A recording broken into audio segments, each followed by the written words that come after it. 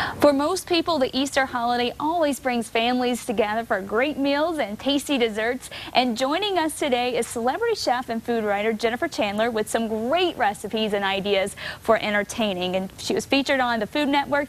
Jennifer is a graduate of the Cordon Bleu Cooking School and a cookbook author. Thanks so much for being on this morning. Well, thanks for having me today. Well, first of all, I have to ask, what are some of your favorite Easter traditions? Well, in my household, deviled eggs have become an Easter tradition. What my girls do is we go to an Easter egg hunt, and we come back home from our Easter egg hunt, and we have all of these hard-boiled eggs. And so what we do is we get in the kitchen together, and we make deviled eggs. It's a recipe that kids of all ages can do because it's so simple. You mix a little bit of sour cream and a little bit of yellow mustard, some salt and pepper with the egg yolk, and then we spoon it back into our hard-boiled eggs. And I have to tell you, there is nothing cuter than on Easter Sunday to see my girls walking around with their platters of deviled eggs and sharing them with the guests. I mean, it's really become a tradition that we look forward to every year. Yeah, they're delicious. I enjoy it all times of year, but of course, keeping with the Easter theme, perfect for Easter. And you said it was very simple to make, and your books are actually called Simply Suppers and Simply Salads. Now, what do you have that would help make a simple yet memorable Easter meal? Well, I'm all about recipes that are simple to prepare but have lots of flavor and look like I spent hours in the kitchen. I have this Creamy Herb Dijon Chicken recipe that I'd love to share with you today.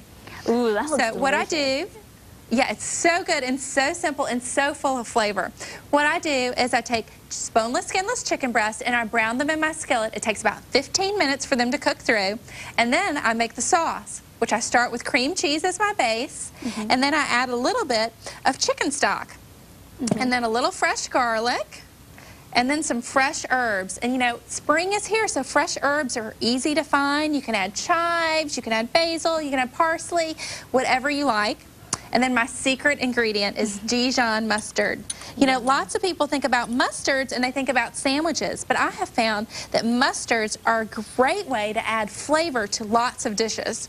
Yeah. And as I'm whisking this together, I have to tell you, I don't know if you know this, but French's, which most of the time people think about as a classic yellow mustard, they just came out with a great Dijon mustard, and it's made with Chardonnay wine, and it just adds a lot of flavor to this dish, as well as lots of other dishes. Yum, so you don't want to get the regular mustard then, you want to get the Dijon for that. Well, for this dish, I like the Dijon mustard. I do use regular old yellow mustard and things like my, my deviled eggs. It's a secret ingredient in my mac and cheese. But for this recipe, I really like the Dijon mustard. But you know what would be good in here too? If you like a little kick, you could add spicy brown mustard. Ooh. So what I do is I've whisked this together. I mean, could it be any simpler? I mean, do you think you could do this? Yeah, that looks so easy so far. I need it's so easy. And what we do is we just pour this over the top of our chicken breast, and I'm going to cook it for about 5 minutes more, and just till my sauce is thickened and it's warm through, and I have this dish that is full of flavor. I got the ingredients for the flavor in my pantry, just so wonderful.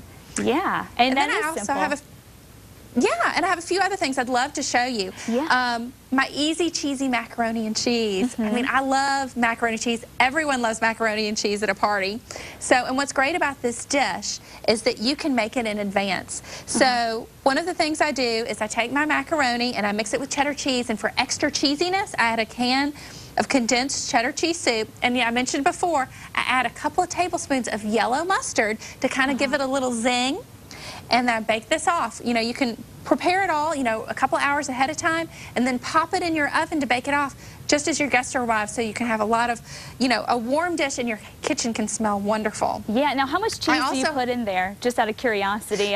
I always for a casserole dish, yeah, I always put, you know, you can never have too much cheese. You know, I add about 2 cups of shredded cheddar cheese for a dish about this big, which is about a 9-by-9 casserole. You can never go wrong with cheese. Yeah. And then again, I have my green bean casserole. That's another side dish that would go great with this meal. You know, most people think about green bean casseroles for Thanksgiving. You know, I love to use it year-round. It's a tradition at my family. Everyone at the table devours it. You sound like a Southern cooker. I'm from the South, and we eat casserole all the time, and I think it's great for Easter too, so I'm loving this so far. Yeah, and then I have, you know, I wrote a cookbook about salads, so I serve salads at every meal, and I'm always looking for, when I'm having a dinner party, to make a presentation with my salad. And for this one, I'm doing a Cobb salad. I have, you know, hard-boiled eggs, another way to use up those Easter eggs. I have some bacon, blue cheese, avocado, French's French fried onions. You know, I had some on hand because I had them for my green bean casserole. I love to add them to things like salads and other dishes because they add great crunch and flavor. Dressings. I'm a big proponent about homemade dressing. This is so simple to prepare. It's mayonnaise and honey mustard mixed together. And then if you're having a big crowd and you want to have another dish, I have this pork tenderloin. I've gone to my pantry to find ways to season it. It's seasoned with apple cider vinegar, a little bit of spicy brown mustard, and a little bit of seasoning salt. And it just adds a big kick to my dish. That sounds good. Now, what about dessert? Do you have any ideas for a simple dessert dish for Easter? Yes, for dessert, we traditionally serve coconut cake, but here's the trick to my coconut cake.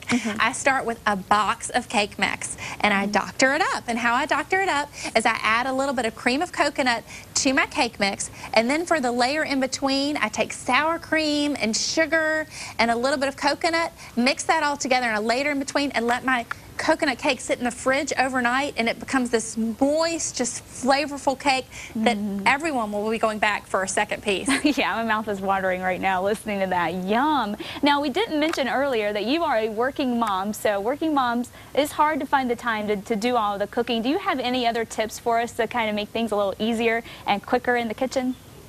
Sure. In addition to having a well-stocked pantry, I always tell people if you have a dish that you know that freezes well, make a double or even a triple batch of it.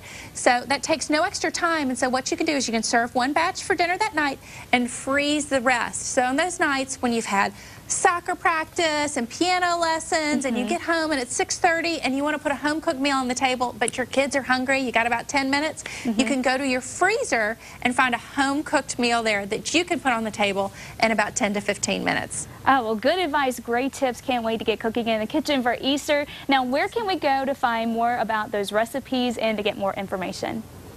Yeah, well, a lot of these recipes, let's talk about pantry staples, going back to using mustard. French's.com has some great recipes. Obviously, my cookbook, Simply Suppers and Simply Salads, as well as my website, cookwithjennifer.com.